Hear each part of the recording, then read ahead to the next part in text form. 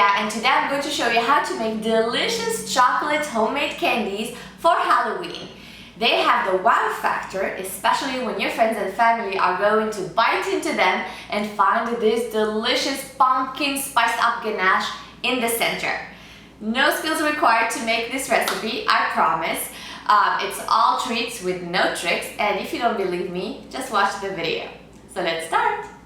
First, we're going to make the ganache, and all you have to do is put all the ganache ingredients in a bowl. So we have white chocolate, yum, pumpkin, of course, and this is pumpkin puree. So you could use the pumpkin puree from a can that you buy in the supermarket, or you can make it on your own at home. And if you want to know how to make it, just click this link. I showed you how to make the pumpkin puree. So we added fresh pumpkin puree, brown sugar, heavy cream, and spices. And here I have cinnamon, ginger, a little bit of nutmeg, a little bit of salt. These are the fall spices, and they just work amazing with white chocolate and pumpkin.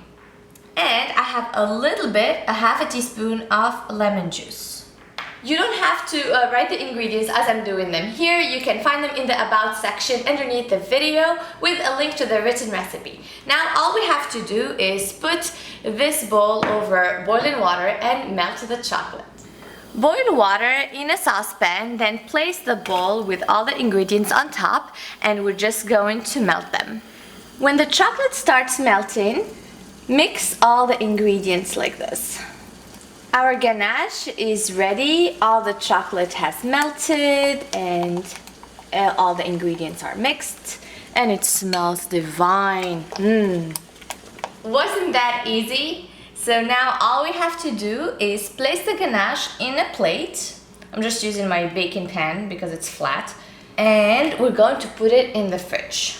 Once you have it in the plate, cover the ganache with the plastic wrap, but make sure the plastic wrap touches the surface of the ganache. This way it doesn't create a skin, right? And it has to cool down before you use it, otherwise it'll melt the chocolate, of course. If you want to cheat, you put it in the freezer like what I'm going to do right now, so it goes faster, or you can put it in the fridge for later use. First step done. While the pumpkin ganache is cooling down, we're going to prepare the dark chocolate. Usually when you work with dark chocolate or any other chocolate, you have to temper it. And tempering means you bring the chocolate, you melt it to a certain temperature, and then you lower it down to another temperature. But you need a thermometer to do that. So I'm going to show you an easy way, not perfect, but good way that it works if you don't have a thermometer. So put 2/3 of your chocolate in one bowl and 1/3 of it in the other bowl. We're going to melt the big bowl over boiling water for bain-marie, and then we're going to add the rest of the chocolate to it to lower the temperature, and that should work fine. Boil some water in a saucepan, then place the bowl with the chocolate on top. This way the chocolate will melt. When the chocolate has melted, just give it a little stir. Look at this. Yum!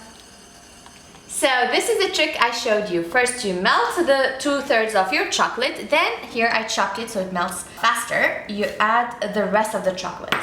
This will help the temperature to go down, and in a way it tempers your chocolate.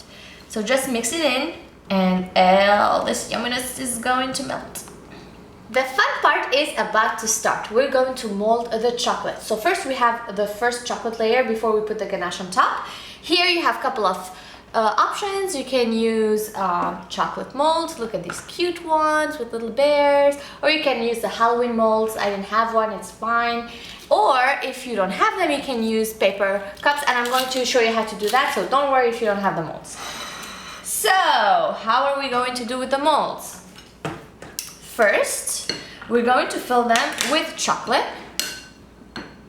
And don't worry, just fill the whole thing because we're going to take the excess out. So when you fill your molds with chocolate, you see we have excess here. All you have to do is return them over your bowl, and the excess will go down. See?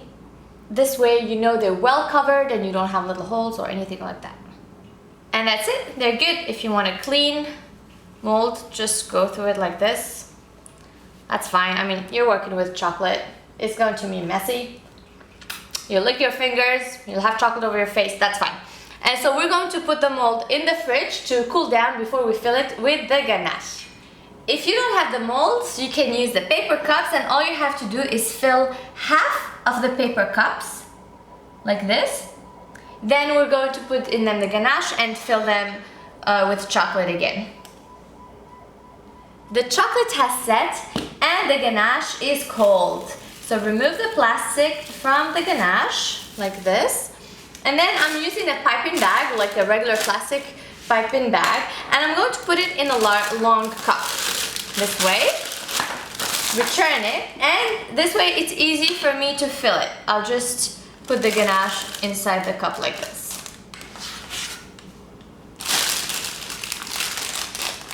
Take the plastic bag outside from the cup, push down the ganache, push it down like this, and then using a scissor, I'm just going to cut a little bit, the tip, and then I'll push it again,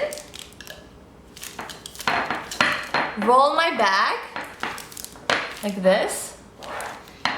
This way I can pipe, see? So it's easy to pipe. Piping is easy, you just fill the little cups with the ganache, and so I put it here and here.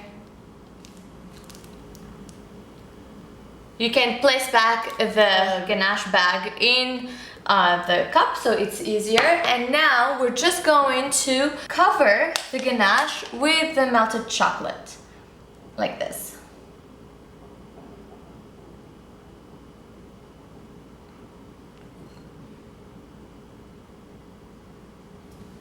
And using a knife, I'm just going to smooth it out.